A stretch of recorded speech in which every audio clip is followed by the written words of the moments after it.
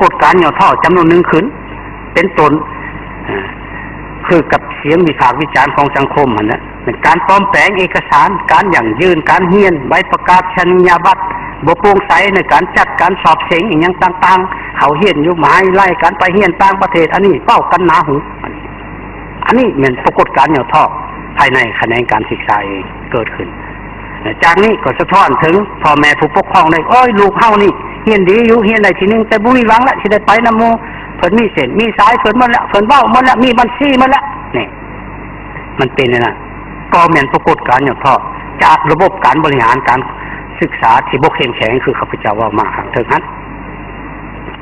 ทั้งหมดสภาพปัญหาการศึกษาที่กล่าวมา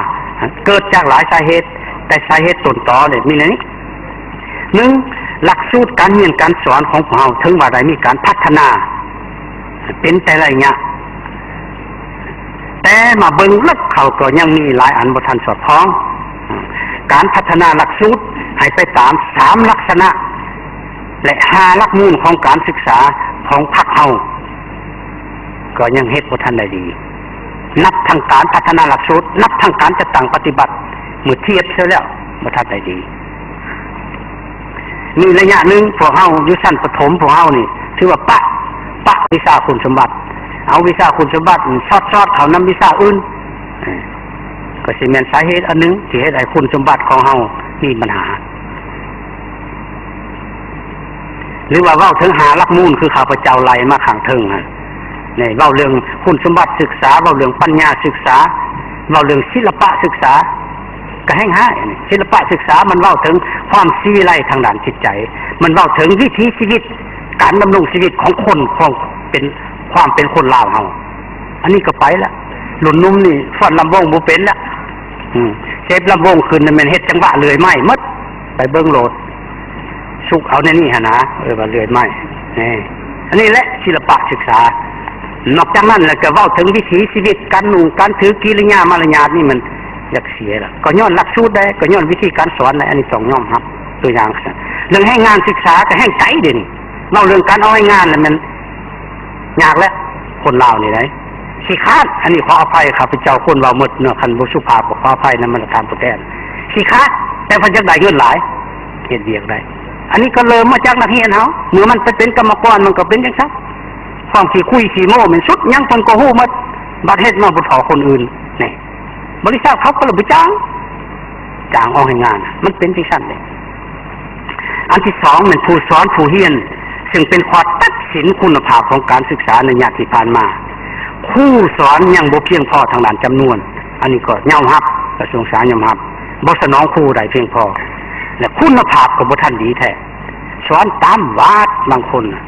ส่วนหลายอยู่ชนบทบ่ได้ผ่านการสร้างครูมันก็แล้วแหละ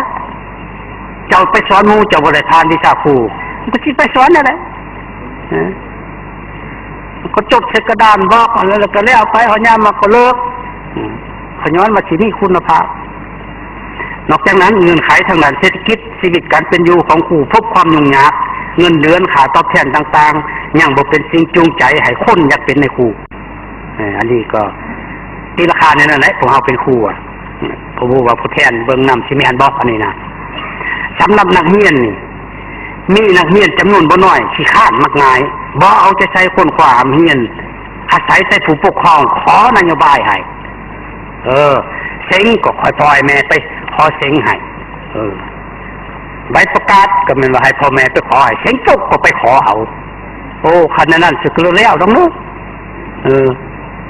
เซ็งบ่ได้ก็ว่าไปขอเอาให้มันได้อันนี้มันมีแต่ลาวเขานี่ได้เฮ็ดแบบนี้ได้ประเทศอื่นที่เขากลายไปฟ้าแล้วได้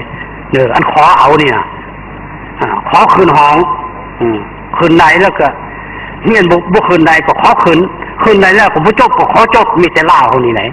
อันนี้ขออภัยข้าพเจ้าเว้าซื่อๆซั่นแหละประเทศอื่นเขาบ่เฮ็ดแล้วอันที่3การลงทุนเข้าใช้การศึกษายังอยู่ในขอบเขตจำกัดถ้าเทียบใช้มาตรฐานสากลและภาคพื้นอันนี้ก็ผู้แทนก็ขอบอกขอบใจอันนี้ก็อีกเทื่อนึงขอขอบใจนำสภาที่ได้พยายามสุกดันให้งบประมาณกระทรวงศึกษาว่า 17% ถึงว่าฮอดมื้อนี้บ่ทันใดปานนั้นก็ยาแต่ว่าเป็น ความเอาใจใส่ของผู้แทนประเทศอื่นเขาก็เนื้อเอาหลายแล้วก็ยาแต่ว่าความพยายามอันนี้ก็ถือว่าประเสริฐเลิศล้ำสำหรับผู้ที่เฮ็ดเวียกศึกษาแล้วสี่อันนี้คันอธิบายมันก็หลายอันเนาะจังน้อยฮอดเวลาอันเว้าถึงอันคิดในการพัฒนาจังสิเสนอตื้มอันเรื่องว่าอันทึ่นลงใส่การศึกษานี่แม่นอะไรปัจจุบันนี้ปีนี้ตามวิชาการรายงานนี่แม่นว่าได้ 13.8%บ่นับสถาบันการศึกษาที่ขึ้นกับกระทรวงอื่นขออภัยบ่นับสถาบันการเมืองการปกครองของท่านผู้แทนขี้แก้วแม้นแต่ของกระทรวงศึกษาแม่นได้ 13.8 บ่นับของกระทรวงป้องกันความสงบของกระทรวงป้องกันประเทศ4ครอบครัวพ่อแม่ตาลุงบ่เอาใจใส่ตักเตือนบอกสอนศึกษาอบรมลูกหลานตัวเองขาดความรับผิดชอบขาดการคุ้มครองติดตามการไปมาการดำรงชีวิตของลูกหลานตัวเองบางครอบครัวอันใดก็ว่าลูกตัวเองดีหมดปกป้องเอาความผิดของลูกหลานตัวเองที่เฮ็ดผิดกฎหมายส่งเสริมลูกหลานตัวเองไปทางบ่ถูกก็มีผู้ที่มีฐานะทางด้านเศรษฐกิจได้จัดสร้างเงินไขอำนวยความสะดวกให้ลูกหลานตัวเองเช่นการบริโภคการใช้จ่ายเงินค่ำนำใช้พาหนะเครื่องแต่งกายที่มีราคาแพงราคาสูงให้ลูกหลานตนเองแบบโลดโผนเกินความจำเป็น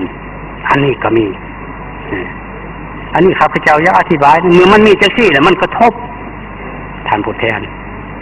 คันผู้นี้มีใดเด็กน้อยคันเห็นหมู่ลืมนั่นมันอยากนำไหนเอาซื่อๆที่ไหนสาวนุ่มวัยนุ่มคันผู้นี้ใช้โทรศัพท์รุ่นใหม่มันก็อยากใช้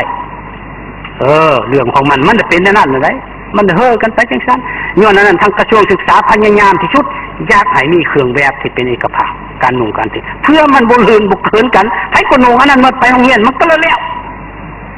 บ่เสียดกันตั้งใจเรียนนะบ่แม่นสิมาเฮ่อกันเรื่องมันแข่งกันหัดเสียวทองนาแข่งกันใส่ปกแขนค่ำนี่บ่อยากให้เฮ็ดแต่พ่อแม่จำนวนหนึ่งผัดบ่อยากเว้าว่าตัวเองมีฐานะนี่รีบไปเฮ็ดผิดแล้วก็ไปด่าไปป่วยไอ้น้องตำรวจก็มีมาหมู่เจ้านี่บ่ได้เรื่องลูกค่อยดีอยู่นี่อันนี้ครับอันที่5โรงเรียนและสถาบันการศึกษาหลายแห่งบ่ได้มาตรฐานที่5เห็นแล้วบ่แท้ล่ะบ่ได้มาตรฐานเนาะบ่เป็นสิ่งดุงดื้อจิตใจของผู้เรียนผู้บริหารครูอาจารย์ที่สังกัดโรงเรียนสถาบันการศึกษาบ่ท่านเอาใจใส่ต่อการศึกษาอบรมแนวคิดนักเรียนนักศึกษาโดยหลายรูปหลายแบบอันนี้ก็ยอมรับมองง่ายๆในครูขี้คาดหัวหน้าโรงเรียนก็ขี้คาดคุมเฮ็ดไปตามวาดซั่นแหละแต่ชนเขาว่านั่นนี่อันนี้ก็จำนวนบ่น้อยเกิดจากทันเถรศึกษาเองนอกจากนั้นแล้วนั่นการศึกษาอบรมแนวคิดผัดบ่ติดพันกับชีวิตตัวจริงระเบียบหลักการมาตรการในการคุ้มครองโรงเรียนคุ้มครองนักเรียนนักศึกษาบ่หัดกลุ่มบ่เข้มงวดบ่เด็ดขาดนี่อีกส่วนหนึ่งครูอาจารย์สอนในโรงเรียนขาดความเป็นแบบอย่างอันนี้มันสำคัญหลายขาดความเป็นแบบอย่างที่ดีให้แก่นักเรียนนักศึกษาถ้านักเรียนนักศึกษาประพฤติในทางที่บ่ถูกต้องมันเถื่อนักเรียนที่ข้านเรียนชวนอาจารย์ไปกินเบียร์ก็ไปซะแล้วเยอะมันก็แล้วแล้วเนาะนี่